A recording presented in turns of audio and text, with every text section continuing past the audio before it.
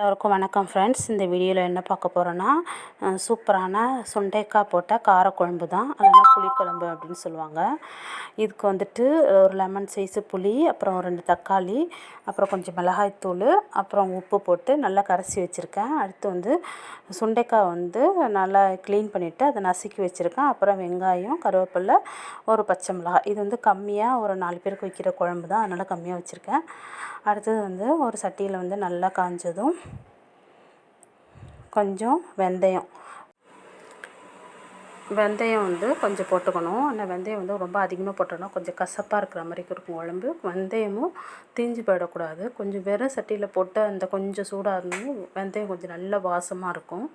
இப்போ வந்து நம்ம நல்லெண்ணெய் வந்து சேர்த்து அந்த குழம்பு செஞ்சால் செம்ம டேஸ்ட்டாக நல்ல வாசமாக இருக்கும். நல்லெண்ணெய், அப்புறம் வந்து சின்ன வெங்காயம் யூஸ் பண்ணாலும் நல்லாயிருக்கும். ஆனால் சின்ன வெங்காயம் இல்லாதனால நான் வந்து பெரிய வெங்காயம் போட்டிருக்கேன்.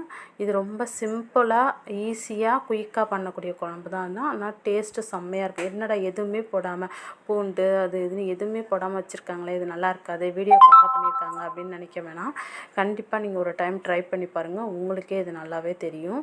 இந்த வெங்காயம் வந்து நல்லா வதங்கணும். ரொம்ப தீஞ்சும் போகக்கூடாது, வேகாமையும் இருக்கக்கூடாது. நல்லா வெங்காயம் நல்லா வதங்கினதும் அதுக்கப்புறம் நம்ம வந்து தட்டி வச்சுருக்கிற அந்த சுண்டைக்காயும் அதில் சேர்த்து நல்லா சுருள வந்து நம்ம வதக்கிட்டே இருக்கணும். இது நல்லெண்ணெயில் செய்யும்போது நல்ல வாசமாக நல்ல டேஸ்டியாகவும் இருக்கும். இந்த குழம்பு செஞ்சிட்ருக்கும்போதே அதோடய வாசமே உங்களுக்கு தெரியும், இந்த குழம்பு நல்லா டேஸ்ட்டாக இருக்குது அப்படின்னு சொல்லிட்டு. இந்த அளவுக்கு நல்லா வதங்கினதுக்கப்புறம் நம்ம வந்து தட்டி வச்சுக்கிற சுண்டைக்காயை வந்து இதோட சேர்த்துக்கலாம். சுண்டைக்காயும் இதோட எண்ணெயிலே நல்லா வெந்து போகணும். பிஞ்சு சுண்டைக்காய் இருந்தால் சூப்பராக இருக்கும், கொஞ்சம் முத்தி போயிருந்ததுன்னா. ஆனால் சுண்டைக்காய் வத்தல் குழம்பு செய்வோம் இல்லையா, அந்த டேஸ்ட்டு வந்து இந்த காயிலே வரும், நல்ல டேஸ்ட்டாக இருக்கும். இது வந்து சுண்டைக்காய் வந்து உடம்புக்கும் ரொம்ப ஹெல்த்திங்க. நம்ம வந்து நிறைய கீரி பூச்சிலாம் இருக்கும் குழந்தைங்களுக்கெல்லாம், அவங்களுக்கெல்லாம் இந்த சுண்டைக்காயில் வந்து நம்ம குழம்பு செஞ்சு சாதம் ஊட்டும்போது கண்டிப்பாக அந்த பூச்செல்லாம் செத்து போய் நல்லா பசியை தூண்டும். உடம்புக்கும் ரொம்ப வலிமையானது தான் அந்த சுண்டைக்காயெலாம் வந்து நல்ல காய், நல்ல ஹெல்த்தியான காய். வாரத்துக்கு ஒரு 2 முறையாச்சும் நம்ம வந்து சேர்த்துக்கலாம். சாம்பாரை விட இது வந்து காரக்குழம்பு வந்து நல்ல டேஸ்ட்டாக இருக்கும்.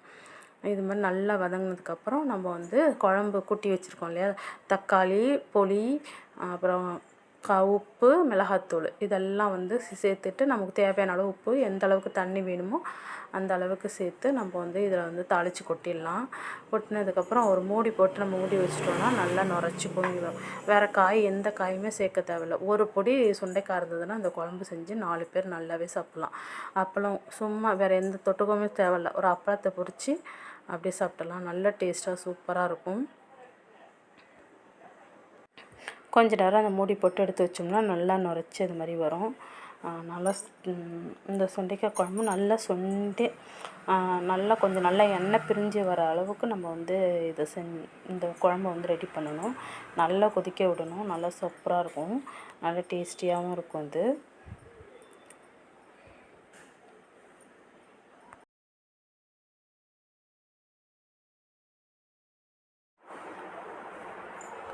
குழம்பு நல்லா கொதித்து வந்ததும் நம்ம வந்து இந்த அளவுக்கு கொஞ்சம் தேங்காய் அரைச்சி ஊற்றணும். தேங்காய் அரைச்சி ஊற்றும்போது அந்த புளிப்பு, காரம் எல்லாமே போய் நல்ல டேஸ்ட்டாக சூப்பராக இருக்கும். தேங்காய் அரைச்சி ஊற்றிட்டு அது கொஞ்சம் நல்லா ஒரு 10 நிமிஷம் கொதித்ததுக்கப்புறம் இந்த குழம்பு ரெடி ஆகிடும். அவ்வளோதான் ஃப்ரெண்ட்ஸ். இந்த குழம்பு அவ்வளோ டேஸ்ட்டாக இருக்கும். ட்ரை பண்ணி பார்த்துட்டு எப்படி இருந்ததுன்னு கமெண்ட் பண்ணுங்கள். இந்த வீடியோ பிடிச்சிருந்தா கண்டிப்பாக சப்ஸ்கிரைப் பண்ணி என்னோடய சேனலை சப்போர்ட் பண்ணுங்கள். அப்படியே பெல் ஐக்கானையும் கிளிக் பண்ணுங்கள். அப்போ தான் நான் அடுத்தடுத்து போடுற வீடியோ உங்களுக்கு வரும். கண்டிப்பாக அந்த வீடியோ உங்களுக்கு பிடிச்சிருக்குன்னு நான் நினைக்கிறேன். இது வரைக்கும் என்னோடய வீடியோ பொறுமையாக பார்த்ததுக்கு ரொம்ப thanks friends. Please support my channel. Thank you.